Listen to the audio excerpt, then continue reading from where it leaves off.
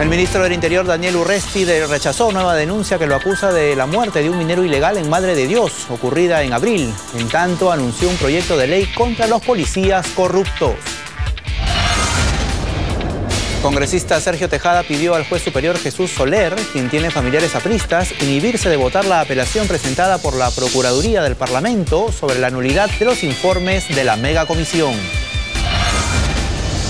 Comisario de Zárate fue atropellado por el chofer de una combi. El ministro del Interior informó que el infractor tiene en su haber 120 papeletas y adelantó que será denunciado ante la Fiscalía.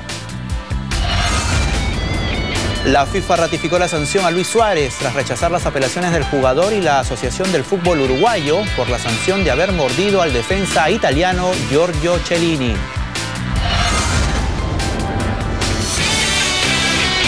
¿Qué tal, amigos? Comenzamos Más que Noticias de inmediato, comentándoles que continúa la escalada de violencia en el Medio Oriente. Cerca de 90 palestinos muertos viene dejando la ofensiva aérea israelí contra la Franja de Gaza. En tanto, la ONU hizo el llamado de un alto al fuego.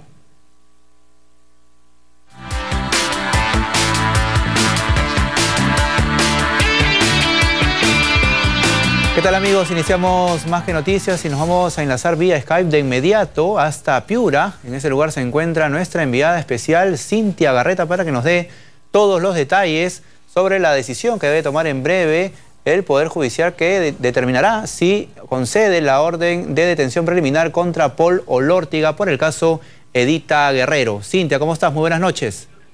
Muy buenas noches. Y luego de más de 3 horas de exposición de tanto de la defensa de Paul Olórtiga como de la fiscal, la jueza Marlene Bustamante ha pedido más o menos media hora de receso para tomar su decisión final. La fiscal lo que ha solicitado son 9 meses de prisión preventiva para Paul Olórtiga, ya que ella ha indicado que hay pruebas suficientes, como la necropsia de que él fue el autor de los golpes que finalmente ocasionaron la muerte de la fundadora de Corazón Serrano, Edita Guerrero. Lo que estamos viendo en imágenes en estos momentos es la sala en la cual la jueza va a dar a conocer su decisión final en breves momentos. Vemos en la parte de adelante tanto a la defensa de Paul Olórtiga como a la hermana del odontólogo Karim Olórtiga. Hacia mi lado derecho se encuentra la fiscal, que, como hemos informado, ha pedido 9 meses entonces de prisión preventiva para el esposo y viudo de Edita Guerrero. Les comentarte que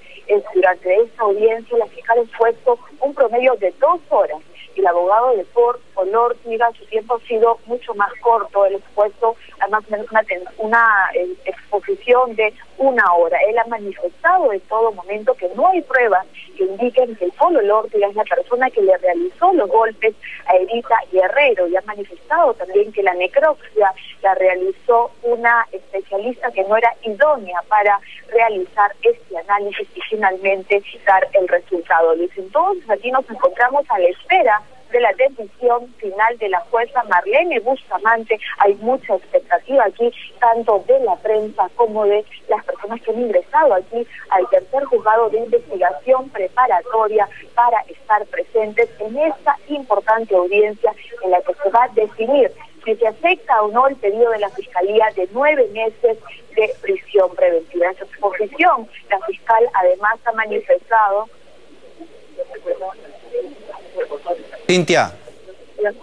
Sí, Luis, ¿te escucho? Cintia, coméntanos por favor si ocurrió algún incidente, digamos, llamativo dentro de la audiencia, y también cómo está la situación en los exteriores de esta sede judicial, teniendo en cuenta que ayer nos comentabas que había bastante presencia de los fans de esta agrupación de música.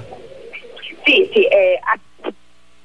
se han congregado todas las fanáticas de Edita Guerrero. Ahora, en los exteriores de esta sala también hay presencia policial, tanto de efectivos de la Divincri de Piura como de policías antimotines, que lo veníamos informando en horas de la tarde, están con sus escudos para evitar enfrentamientos entre las fanáticas de Edita Guerrero y la familia de Paul Olórtiga. Ya que recordemos que aquí al interior de esta audiencia se encuentra la hermana de Paul, Karin Olórtiga, acompañando al abogado de Paul durante toda su exposición. Entonces, hay tanto presencia policial como también de efectivos de la Virincri. Todas las fanáticas de Edita Guerrero se encuentran rodeando la sede judicial en los exteriores.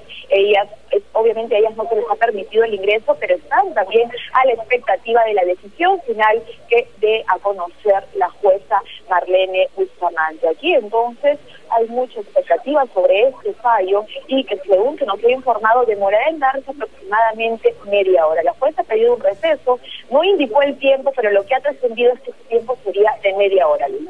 Perfecto, Cintia, muchas gracias y estaremos retornando contigo en todo caso ya con la determinación final de la jueza sobre esta orden de detención preventiva pues contra Paul Olórtiga. Muchas gracias, era nuestra enviada especial Cintia Garreta desde Piura. Seguimos con este tema y les comentamos ahora que el abogado de Paul Olórtiga negó que haya señalado que la Fiscalía usó 2 cadáveres en la necropsia de Edita Guerrero. En tanto, los familiares de la fundadora de Corazón Serrano pidieron a los fanáticos detener las agresiones. Pese a haber cuestionado la necropsia realizada por la Fiscalía al cuerpo de Edita Guerrero, Ángel Infante, abogado de Paul Olórtiga, negó haber señalado que se usaron 2 cadáveres en estos exámenes. ¿Es otro cuerpo el que han analizado? Jamás he dicho eso, señorita. Entonces, ¿cómo lo que decía ayer era que por la parte dental es que no eran los restos de Edita? Jamás he dicho eso. Entonces, ¿en qué se reafirma? ¿Cuál es lo que manifiestan? Usted vaya a la corte hoy día a las 4 de la tarde y ahí va a escuchar mis argumentos. Mientras que en los estudios de Primera Noticia, la defensa de la familia de Paul Olórtiga indicó que se habrían cambiado los resultados de la necropsia que se realizó recientemente al cadáver de la fundadora de Corazón Serrano. Lamentablemente, muchos tenemos conocimiento que en nuestro país hay entidades públicas que hay demasiada corrupción. Lógicamente, no todos son... ¿Usted sostiene que hay corrupción en el Estudio de Medicina Legal y que han cambiado la necropsia para favorecer a la familia Guerrero? Presuntamente. A través de un comunicado, el Ministerio Público precisó que el Instituto de Medicina Legal y Ciencias Forenses es una entidad con prestigio nacional e internacional y señaló que las opiniones en contra de esta labor provienen de personas sin experiencia en medicina forense. Uno de los hermanos de Paul Olórtiga denunció que las acusaciones contra su familia responderían a una manipulación de las instituciones del Estado. Ya lo es, ministro, fiscal de la Nación. ¿Qué estamos hablando? ¿Por qué no los investigan a ellos primero? ¿Ellos estarían manipulando todo? Por supuesto, este es un circo mediático nada más. Por su parte, la familia Guerrero Neira deploró a través de este comunicado el ataque a la vivienda de Paul Olórtiga y señaló que la violencia es un modo de proceder con el que no se identifica, más aún cuando se pone en riesgo la integridad de sus sobrinos que están ajenos a este proceso. Desde Piura, a través de un enlace vía Skype, su abogado Medardo López ratificaba la invocación realizada por los familiares de Edita Guerrero para que cese la violencia en contra de Paul Olórtiga. Sostuvo que este caso solo debe ser resuelto en los fueros judiciales. Bien, seguimos con información en vivo, pero esta vez desde el Congreso de la República. En este lugar se encuentra nuestro compañero Juan Carlos Portilla. Juan Carlos, ¿cómo estás? Muy buenas noches. Luis, bien, estamos aquí en el Parlamento Nacional. Hoy día se reunió la Comisión Permanente del Congreso para aprobar 2 normas, una referida a una gira que hará el presidente de la República, Ollanta a Alemania, a Brasil y a México. Este viaje lo apartará del Perú al señor presidente desde el 12 al 20 de julio. Esto se da en el contexto en que la bancada de gobierno está eligiendo a quién será el próximo o quién candidateará por la bancada de gobierno para ser el próximo presidente del Congreso. Precisamente se hablaba de que había una reunión en Palacio de Gobierno desde las 7 de la noche para dejar cerrado el asunto antes del viaje del jefe del Estado, que como te señalaba Luis y amigos televidentes, saldrá del Perú a partir del 12 de este mes para esta extensa gira que lo llevará por Alemania, Brasil y México. Brasil y en México también hará una visita oficial y en Alemania se reunirá con la canciller Angela Merkel. Bueno, además de estos temas, nosotros conversamos con algunos congresistas, con Alejandro Aguinaga del Fujimorismo en referencia a este aguinaldo que se ha incrementado de 300 a 500 nuevos soles y además también se ha liberado la CTS a partir del 4º sueldo. ¿Qué piensa el congresista Alejandro Aguinaga? También le preguntamos sobre la gestión del ministro Urresti y sobre esta nueva denuncia, en fin, si debe quedarse en el cargo o no. Estas fueron sus respuestas. Económicamente, todo aumento beneficia a la masa asalariada, ¿no es así? Pero lo ideal sería que como en los privados se pueda tener ya la expectativa tanto tiempo anhelada en el sector público que para julio y diciembre haya un salario más. Y sobre todo ahora que el Perú goza pues de bonanza económica. Eso sería el punto ideal. O sea, que reciban un sueldo así como los ministros, por ejemplo, también los congresistas. Y sobre todo los ministros con el aumento que han tenido y que se dijo que era para tener, que como consecuencia de que se busca mayor capacidad técnica, pero vemos que en el gabinete hay 3 bachilleres. Entonces, como en todo en este gobierno hay serias contradicciones entre la realidad y el deseo, ¿no? Hablando del gabinete, el ministro Urresti está haciendo bien su trabajo. ¿Qué considera el fujimorismo? Algunos han pedido su salida ya del gabinete. Bueno, hay antecedentes que son claramente perjudiciales para el ministro, ¿no? Sobre todo esta muerte del periodista de Caretas, Bustíos, donde hoy día lo describe la revista, hay algún miembro de la Fuerza Armada que los indica, y que un ministro tenga esos antecedentes agrava seriamente su situación. Hoy día hay una acusación más sobre la muerte de un minero informal. Es cierto, él desarrollaba estas actividades contra la minería informal, actividades demasiado violentas que han conducido a una muerte y que podría ser pues titulado de una autoría mediata, ya que le gusta a las izquierdas utilizar esta teoría. Aquí tienen una persona plausible de ser señalada como autoría mediata. Esta situación es grave, que un ministro venga precedido de estar sustentado el inicio de su gestión sobre cadáveres es grave.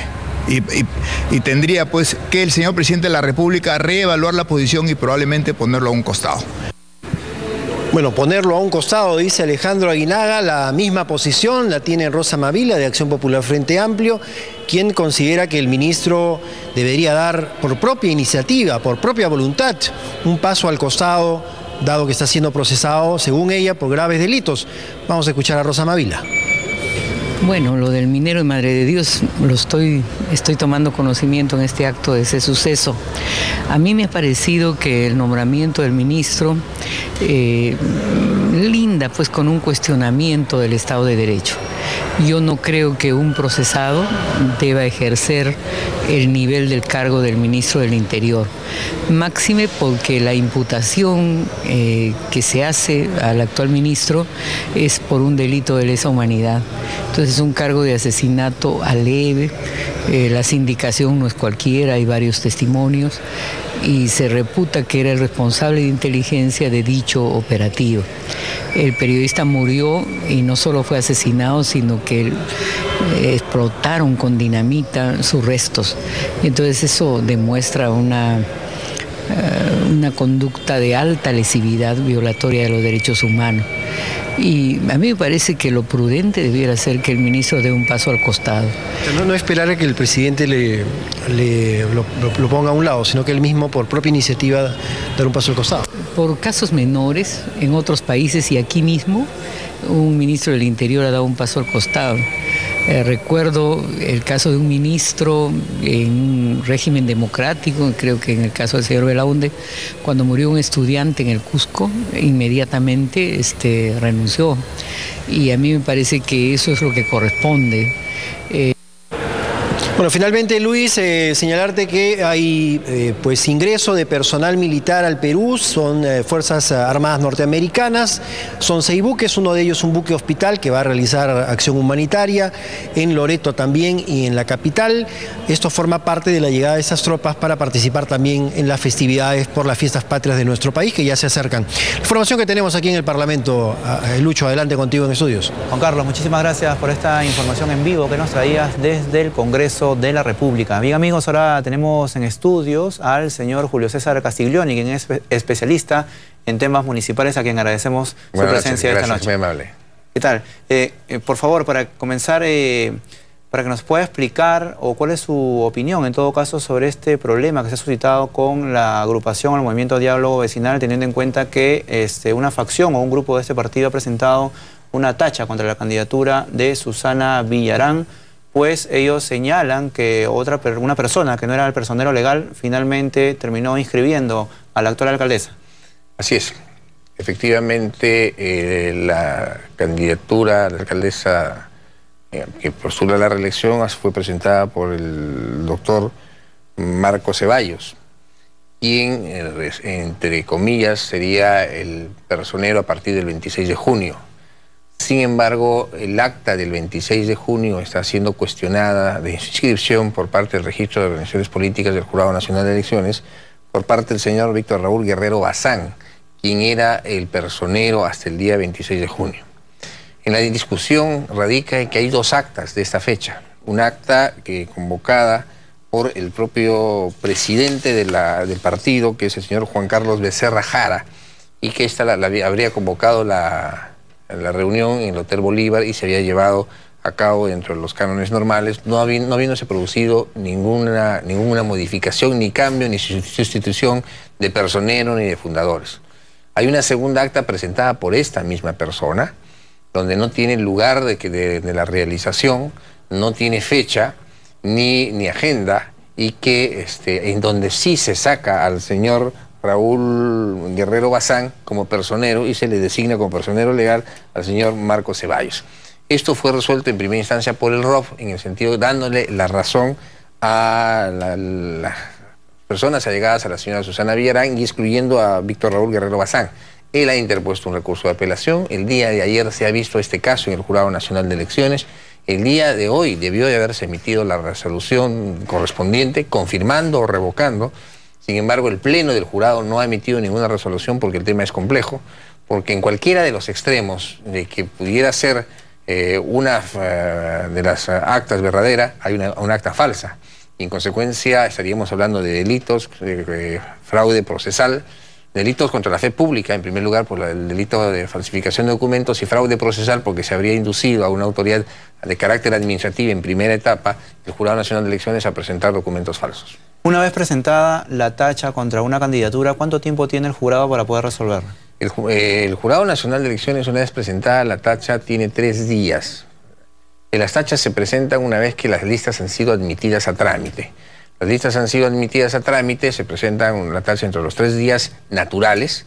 El jurado especial de Lima Centro tiene 3 días para resolver. Se corre traslado de la tacha a los afectados y de la forma como resuelva, a favor o en contra, se interpone un recurso de apelación, el cual es elevado al Jurado Nacional de Elecciones. Estamos hablando de 3 días hábiles. En el caso de las tachas es 3 días calendarios. En el caso de la apelación es 3 días hábiles. Pero preocupante, en todo caso, todo lo que viene ocurriendo y lo que usted está señalando con documentación, porque habla de un nivel pero increíble, tratándose de agrupaciones supuestamente correctas, bien delineadas, que están o que buscan dar un ejemplo o una propuesta concreta a la población y que se están valiendo de documentos falsos para poder inscribir o no a una candidata a última hora. Exactamente. Lo más preocupante es que la señora Susana Villarán y su entorno dicen que esto es una campaña orquestada para desprestigiarla y sacarla de carrera política en este proceso electoral. Sin embargo, quien se pone las zancadillas es la propia señora Susana Villarán y su entorno.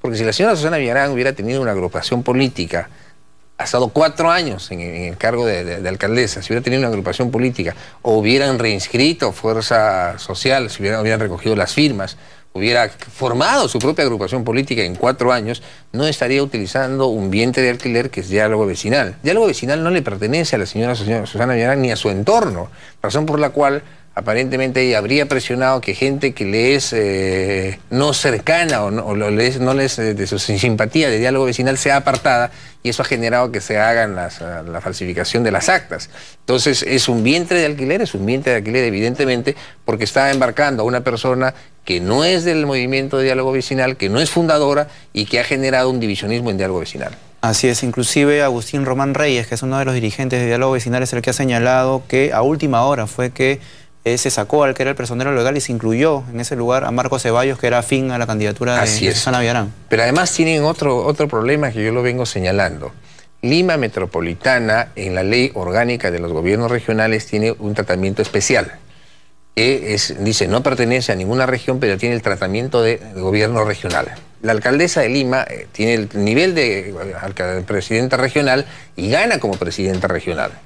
En consecuencia, diálogo vecinal es un movimiento local provincial. Está exento de las elecciones internas cualquier movimiento local provincial. Pero en el caso de Lima, al ser Lima tener el tratamiento de gobierno regional, debieron de haberse hecho elecciones internas. Porque la ley de partidos políticos en su artículo 19 incluye en las elecciones internas a los movimientos regionales y a los partidos políticos nacionales. Entonces, movimiento regional debieron haber hecho elecciones internas, cosa que no lo han hecho. En consecuencia, va a ser el segundo escollo que van a tener, o el tercer escollo que van a tener que superar, porque evidentemente las cosas la han hecho mal y a último momento hemos visto todos y a nadie nos podrán decir que estamos complotando contra la señora Susana Villarán. 11:30 de la noche. Faltando casi 20 minutos. Claro, entonces fue el personero a inscribir. Eso demuestra el nivel de irresponsabilidad con lo que se ha manejado esta candidatura y que lamentablemente es para la ciudad de Lima, la ciudad más importante del país, la capital de la República, y un mal ejemplo para la democracia. Y no solamente el vientre de alquiler que usted menciona, sino también líos internos dentro de la agrupación e inclusive ahora también problemas o cuestionamientos entre los mismos candidatos a regidores, ¿no? Postulantes a regidores que están cuestionando, por ejemplo, la participación de Pilar Freitas. La de Pilar Freitas y la gente de Perú Posible, el primo del señor Alejandro Toledo. En consecuencia, evidentemente, hay serios cuestionamientos. La señora Pilar Freitas es una persona cuestionada. Y recordemos que cuando fue propuesta por el Perú Posible para la Defensoría del Pueblo, hubo todo un movimiento y que tuvo que renunciar. Y en consecuencia, cometer un segundo error de volverlo a llevarla en la lista, evidentemente el proceso electoral pasado fue por otra lista, es bastante desatinado. Como vuelvo a repetir, las zancadillas se las pone la propia señora Susana Villarán y su entorno, y más no otras personas que opinamos distinto o pensamos distinto. ¿Y usted cree que a raíz de esa documentación o todo lo que nos está informando el Jurado Nacional de Elecciones finalmente decida, digamos, anular la postulación o la inscripción de Susana Villarán? Solamente hay dos caminos. El primer camino es confirmar lo resuelto por el ROF. Y el segundo camino es anular lo resuelto por el ROF. De la documentación que yo he podido ver en el expediente, que se puede visualizar a través de la página web del Jurado Nacional de Elecciones, donde he extraído estos escritos, el señor Víctor Raúl Guerrero Bazán tendría la razón. En consecuencia, si se da la razón al señor Guerrero Bazán, se revocaría la resolución del ROF y en consecuencia la señora Susana Villarán estaría fuera de carrera por esta falsificación de documentos que se han producido. Ok, señor Castiglioni, pasando a otro tema. A raíz de la candidatura de algunas autoridades todavía regionales, digamos, que están incluso con prisión preventiva en estas próximas elecciones regionales y municipales, han surgido diversas versiones, obviamente críticas y también propuestas, como por ejemplo la del presidente del Jurado Nacional de Elecciones, que él está tratando de impedir, digamos, o frenar las inscripciones de estas personas que tengan este tipo de denuncias fiscales. ¿Cómo toma ese tema? Entre los impedimentos para ser candidato a presidente, vicepresidente regional o consejero, alcaldes y regidores de las municipalidades no están el tener prisión preventiva, lo que antes se conocía como mandato de detención confirmado en segunda instancia. Sin embargo, el Jurado Nacional de Elecciones, y esto hay que recordarlo y saludarlo, en su oportunidad presentó el proyecto de ley sobre el Código Electoral y el Código Procesal Electoral. Lamentablemente el Congreso de la República no estuvo a la altura de las circunstancias y no aprobó estos dos instrumentos fundamentales para este proceso electoral. Las personas que vamos a elegir, no estoy diciendo las mismas, sino vamos a elegir con los mismos cánceres del 2010. No ha habido mayor modificación, ninguna modificación importante en la legislación electoral, en la ley orgánica de elecciones, en la ley de elecciones regionales, la ley de elecciones municipales, ni en la ley de partidos políticos. Creo que el Jurado Nacional de Elecciones pudo haber hecho un esfuerzo, evidentemente se exponía a una crítica muy fuerte de incluir que aquellas personas que tengan una prisión preventiva confirmada en segunda instancia no podrían postular.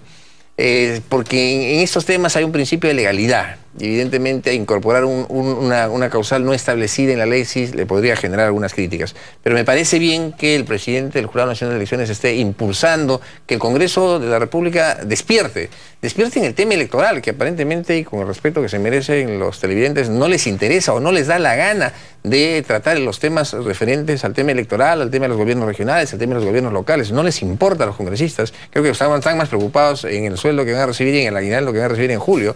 Pues eso es preocupante. Porque va a ser bastante jugoso, de hecho. Sí, es preocupante porque estamos hablando de la democracia de nuestro país.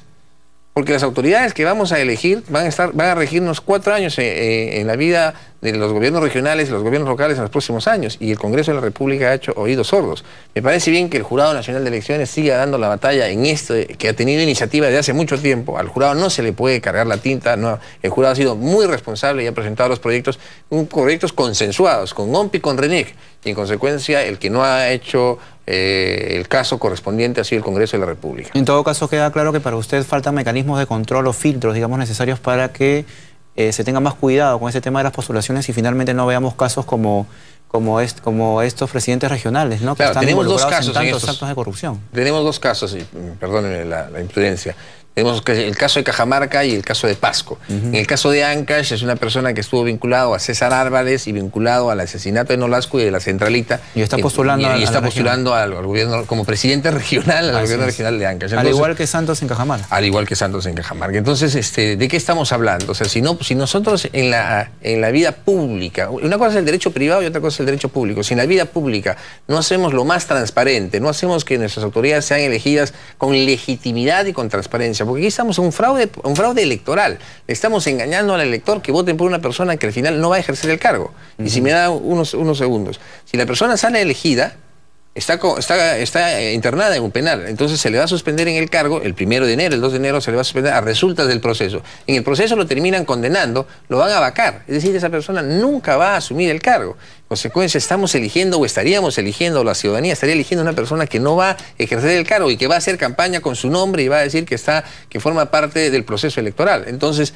si nosotros no hacemos transparente la política peruana, en consecuencia estamos haciéndole un flaco favor a nuestra democracia. Y con el consecuente retraso que eso acaerá a la región, ¿no? Y a todos los pobladores. Obviamente, ¿no? Porque así se elige al presidente a la fórmula presidencial, pues se elige presidente y vicepresidente, quien asume es el vicepresidente.